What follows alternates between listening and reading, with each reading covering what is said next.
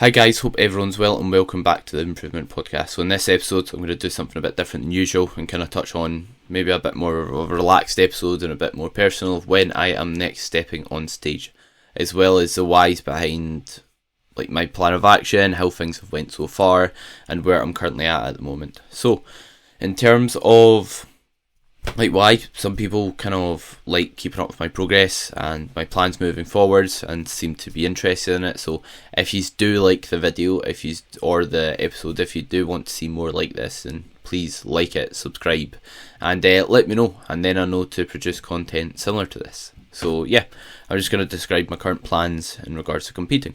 So I'm next looking to compete on stage around this time next year, so August, September time, and I'm looking to start dieting in February. And I last competed in 2022, so I've pretty much been gaining up until now, and now I'm currently performing a dieting phase, which is going pretty well so far. So yeah, I've been gaining pretty much since my last prep, and I think it's been 5 weeks since I started dieting, and it's been going pretty well so far. And you might wonder kind of why I'm dieting if I'm dieting again in February. Is see, if I keep gaining up until February, I'm going to have a lot of body weight to take off in one go. So when I started dieting, I was sitting around 200 pounds.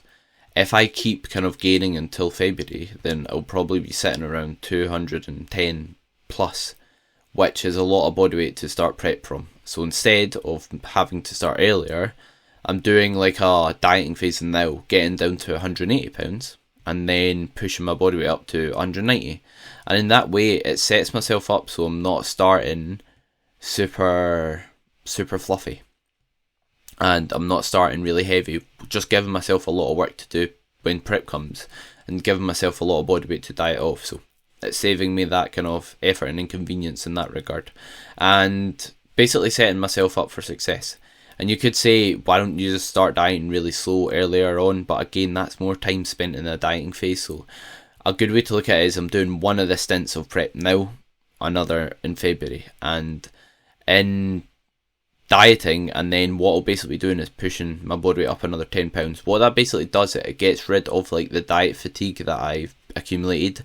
It allows me to kind of raise my calorie maintenance so that when I'm starting prep, I am relatively lean. Relatively lean, and also my food's in quite a decent spot and I'm not got much diet fatigue.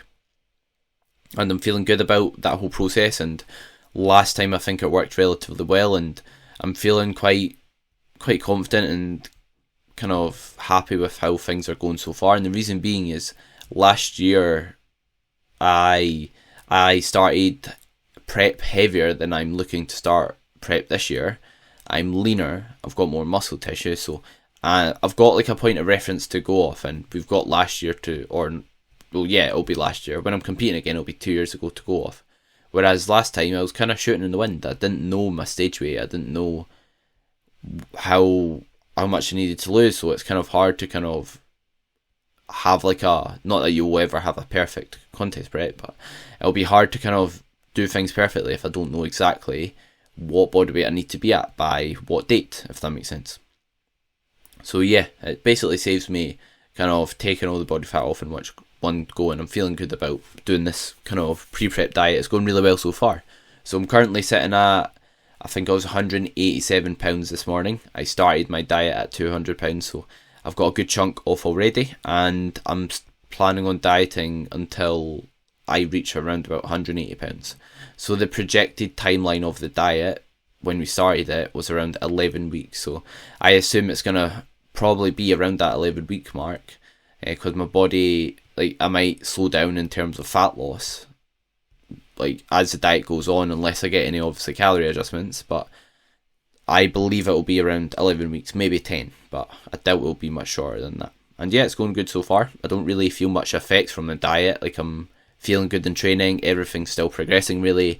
My presses, so my push compound movements, are a bit harder to progress, and I'm more maintaining them now, because at my level of strength and experience, I don't want to set I don't want to limit my potential or limit what I can achieve, or that, but I'm not going to be kind of progressing much in terms of building much tissue and being able to progress my pressing movements a lot during this phase, just because of my current strength of pressing and how often or how long I've been doing those exercises for, and as well as that, like, my body weight's coming down like quite a fast rate, which makes it much harder to progress. So more just retention when it comes to most presses, taking maybe a progression here or there, but everything else is pretty much progressing, which I'm quite happy with. So it's going well, and I'm barely really feeling the effects of the diet. At times I feel a bit tired, but that's not kind of like throughout the whole day, that's just at times. So yeah, it's going pretty well. And times I'm feeling maybe just a wee bit tired is when I've for example, it's a rest day, I'm recording this, and on rest days I walk to the gym, do 35 minutes cardio, and then walk back and then have a meal.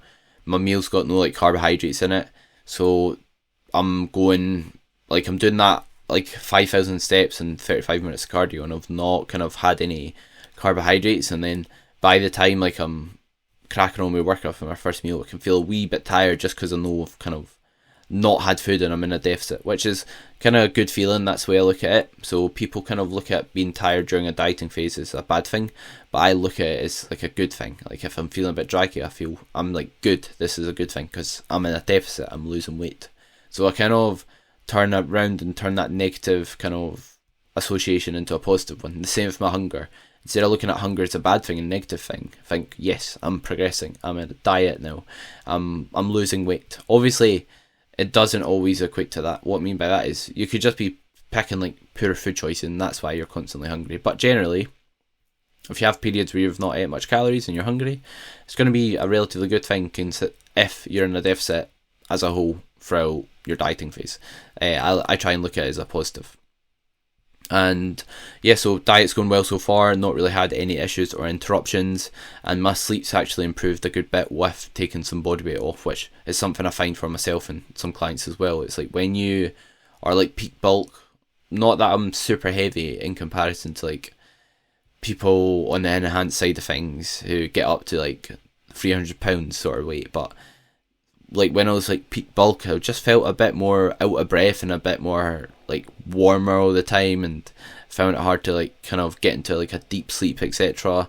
You just feel like a bit sluggish and tired when you're eating that much like carbs all the time as well, because my food got to 4,600 calories on training days, and I think it was like 4,300-ish on non-training days, so my food got quite high, considering I was still lighter than I was at the end of my last push-up before my first prep. So yeah, and off-seasons went pretty well so far. I feel like I've made quite good progress, and AJ just said in my recent check-in, AJ, my coach, who's AJ Morris, if you follow on Instagram or that, he says he's quite, like, not in a bad way, but he's like impressed with the amount of improvements I've made, that I've progressed more than he thought, which was pretty cool to hear and pretty nice to hear. So yeah, I'm quite happy with the progressions I've made, and with the progressions I've made while gaining, like, I'm kind of seeing them now. I'm seeing them while I like diet down, because when it comes to seeing visual changes during a gaining phase, they don't happen on a weekly basis. So if you're just constantly focused on what you're looking like visually, you're not setting yourself up for success. What I recommend doing instead when you're in a gaining phase, and what I personally do, is just obsess over your performance, obsess over your strength, try and get stronger on a weekly basis, and beat the logbook every single time you step in the gym. And if you use that as your measure of progress, then you'll be in a lot of a better spot mentally, because you're not going to see like good physique changes weekly unless you're very, very, very new to training. It's going to take time, so don't rely on looking at your progress photos, because it's like watching paint dry. You're just going to be disappointed with it, and then you'll maybe even start looking worse. It's like if I look at myself from prep to like peak gaining phase, yes, like I look bigger in some areas, but I also lose shape, I lose definition, I lose vascularity. So you could say I look worse, but see, if I focus on just what areas look worse, then I'm not going to be putting myself in a good headspace. Whereas if I focus on what areas look bigger, where am I getting stronger in the gym, and use that as my metrics to assess progress, then I'm going to be in a much better spot. So it does require somewhat of like a mindset shift to transition into like a gaining phase, and I get on quite well doing so. I don't really have any issues with it. I don't mind how I look when I'm like peak bulk. Obviously it is nice having like more definition sometimes and abs, etc., but I like progressing more than that, so that kind of outweighs the benefit of having abs or staying lean all the time. So yeah, off seasons went pretty good so far. I've had a few issues along the way, like having exertion headaches, which is something I can experience, which has kind of not interrupted training a ton, but now and then it's kind of flared up and it's caused it hard. It's made it a bit hard to kind of brace effectively and take sets all the way to failure, which is what can actually cause it as well on some movements if I'm not careful, and if I have maybe like too much caffeine when my body was quite heavy, and also like knee pain. But I've managed to kind of get to like the root of that and kind of improve it accordingly, and I've not really had knee pain in a good while now, and I'm managing to progress my like leg compound movements pretty well without any sort of pain or discomfort, so pretty happy with how it's going. And you'll always have obstacles, you'll always have interruptions along the way. Like you're not gonna have like a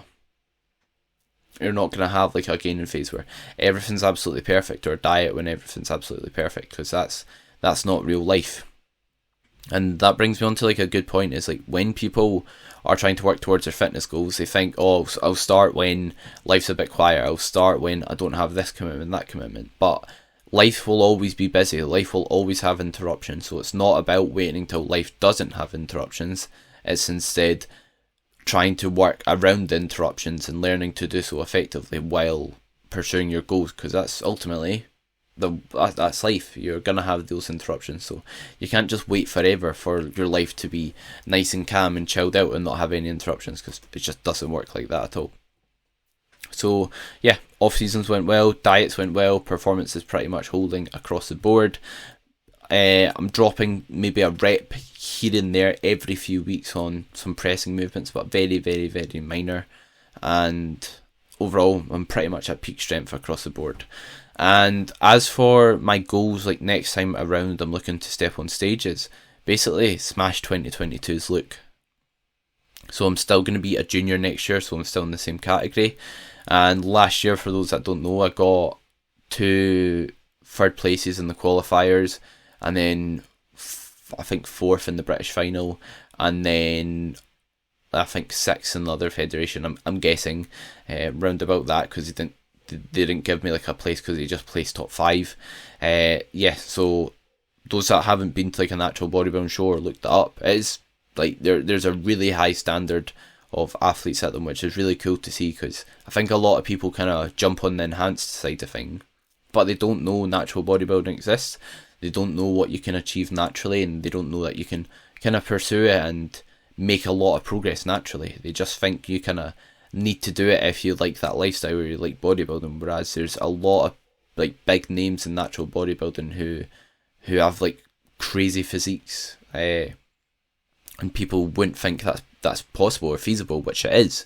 So yeah, always feel free to check out, like if you're interested in maybe pursuing something bodybuilding related in the future, because I'm not against like enhanced bodybuilding, and I love following it, and I love the sport, and I wouldn't 110% rule it out for myself. But like I don't like people thinking that, oh, if they want to kind of do well in the gym and build a lot of muscle, they need to take PEDs and kind of do it too soon without kind of knowing the side effects, the consequences. Because there are consequences, and once you start, it's kind of, you've started. It kind of maybe, it's probably a bit harder to start and then stop, and you've kind of ruled out your ability to compete naturally for at least 5 years, which is a bit rubbish. So yeah, bit of a tangent there, but yeah, the shows, like the standards was really, really high, and I think I deserved the places I got. I didn't deserve to win, I didn't get cheated, etc. I just wasn't the best on the day. So this time around, I want to be more competitive. I want to see, it's a tricky one. My goal's to smash how I looked in 2022, which I'm en route to doing. Being much leaner, much bigger is my goal. But there's also a part of me that I want to win a show and want to place at least top 3 at the finals. That's my goals. And I want like a British champion worthy physique.